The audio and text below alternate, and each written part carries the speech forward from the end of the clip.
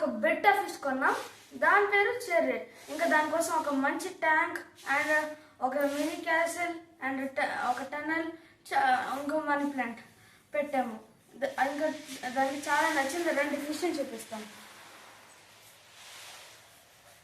Cherry,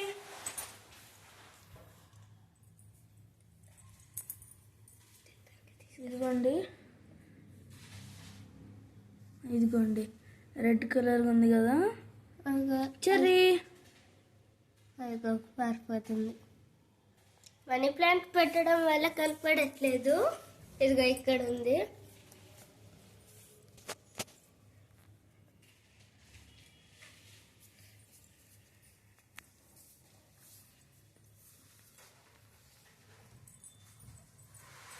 ఇదే guys మా fish, బెట్ట ఫిష్.